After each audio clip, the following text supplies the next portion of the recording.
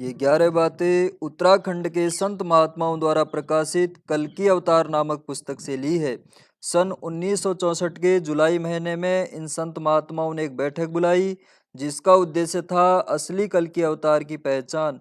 लेकिन इन संत महात्माओं के सामने एक बड़ी मुसीबत यह थी कि अनेक नामधारी संत और महंत अपने आप को यदि कल्कि अवतार घोषित करने लगेंगे, तब क्या होगा?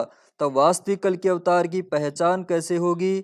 इस बात को ध्यान में रखकर इन संत महात्माओं ने हमारे ज्योतिष विज्ञान और हमारे प्राचीन धर्म ग्रंथों के अनुसार कुछ विशेषण निश्चित किए, जिससे असली कल्कि अवतार की पहचान हो सके और साथ ही ढोंगी, पाखंडी, फ्रॉड बाबा लोग जो अपने को कल्कि बताते हैं, उनसे लोग बच सकें। इसीलिए उन्होंने कल्कि अवतार नाम की पुस्तक छपवाकर जुलाई सन 1964 में पूरे भारतवर्ष में बांटी।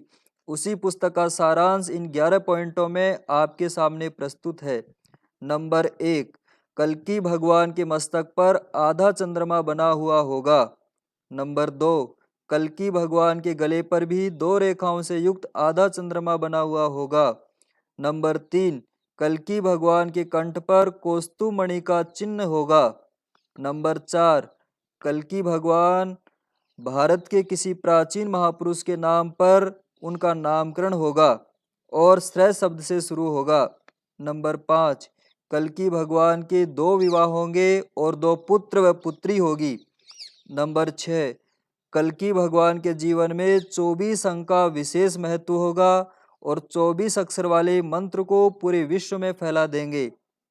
नंबर 7, कल्कि भगवान की जन्म कुंडली में लगन का स्वामी चंद्र, शुक्र और बुध से युक्त होगा और उसका जन्म गुरुवार के दिन होगा।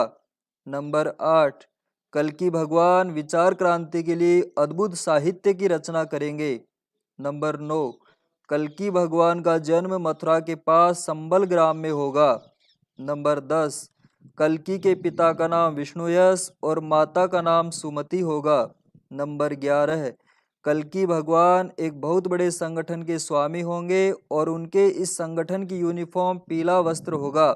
स्वयं कल्कि भगवान का जो चित्रण हमारे अलंकारिक ढंग से किया गया है, उसमें उनको पीले वस्त्र में ही दिखाया गया है, अर्थात कल्कि भगवान पीले वस्त्र को विशेष महत्व देंगे। हमारे ज्योतिष विज्ञान और ग्रहों की स्थिति के अनुसार कल्कि भगवान अवतार ले चुके हैं और कुछ ही वर्षों बाद उनके कार्य ही उनकी पहचान पूरे विश्व को करा देंगे। सन 2050 तक कल्कि भगवान का अवतार उद्देश्य पूरा हो जाएगा। कल्कि भगवान के अनुयायी और उनके शिष्य समुदाय 2050 तक उनके द्वारा तैयार अद्भुत साहित्य को पूरे विश्व में फैला देंगे और कल्कि भगवान द्वारा रचित यह अद्भुत साहित्य ही पूरे विश्व की आचार संहिताओं के रूप में स्वीकार किया जाएगा। इस प्रकार यह ज्ञान क्रांति भारत देश से शुरू होकर पूरे विश्व में फैल जाएगी।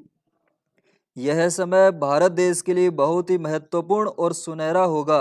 आज का पिछड़ा हुआ जरा जीर्ण भारत 2050 तक विश्व की एक महाशक्ति के रूप में उभर कर आएगा। अंतरिक्ष के क्षेत्र में भारत का वर्चस्व होगा और अंतरिक्ष के क्षेत्र में भारत कई कीर्तिमान स्थापित करेगा।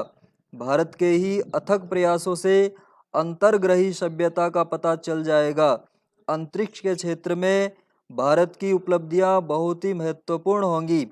अमेरिका और चीन जैसे देश आज भले ही कितने भी बम चैलेंज करे या फिर स्टार वार की योजनाएं बनाएं, लेकिन अगले ही दिनों इन सभी देशों पर एक से एक भयंकर प्राकृतिक आपदाएं आएंगी, जिनसे उबर पाना ही इन देशों के लिए कठिन हो जाएगा।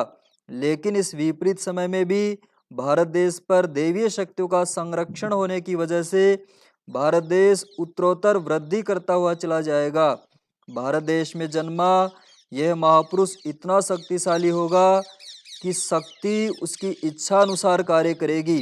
प्रकृति पर उसका पूर्ण अधिकार होगा। वह जैसा चाहे वैसा परिवर्तन करने में समर्थ होगा। उसके विचार इतने पैने होंगे कि नास्तिक से नास्तिक और तार्किक से तार्किक व्यक्ति भी उसके सामने नतमस्तक होंगे। वह आज तक के इतिहास का सबसे शक्तिशाली महापुरुष होगा। भगवान राम 12 कलाओं के अवतार माने जाते हैं, तो वहीं भगवान श्री कृष्ण 16 कलाओं के अवतार माने जाते हैं, जबकि यह कल्कि अवतार 24 कलाओं का पूर्ण निष्कलंक अवतार होगा। यह वैज्ञानिकों का भी वैज्ञानिक होगा और दार्शनिकों का भी दार्शनिक। यह महापुरुष भारत देश में हिंदू धर्म में पैदा होगा, लेकिन वह सभी धर्मों में पूजनीय होगा। अपने इस्लाम धर्म में वह हजरत मेहंदी के रूप में मान्यता प्राप्त करेंगे, जबकि अपने ईसाई धर्म में वह जीसस के रूप में आदरणीय माने जाएंगे। वहीं दूसरी ओर अपने सिख धर्म में वह गुरु नानक देव की तरह उच्च कोटि के संत के रूप में प्रतिष्ठित होंगे। तो वहीं अपने सत्य सनातन हिंदू धर्म में भगवान के 10वें अवतार या फिर 24वें अवतार के रूप में वे पूजित होंगे। यदि यह वीडियो थोड़ा बहुत भी अच्छा लगा हो तो इस वीडियो को लाइक ज़रूर करें और हमारे इस प्रज्ञापुत्र चैनल को सब्सक्राइब करें। ऐसे ही और वीडियो देखने के लिए विजिट करें प्रज्ञापुत्र चैनल पर। इस वीडियो से रिलेटेड वीडियो की लिंक इसी के डिस्क्रिप्शन में भी दी हुई है, यहाँ से भी आप देख सकते हैं। धन्यवाद। फिर मिलते हैं एक नए वीडियो के साथ, तब तक के लिए टेक केयर। जय हिंद, जय भारत।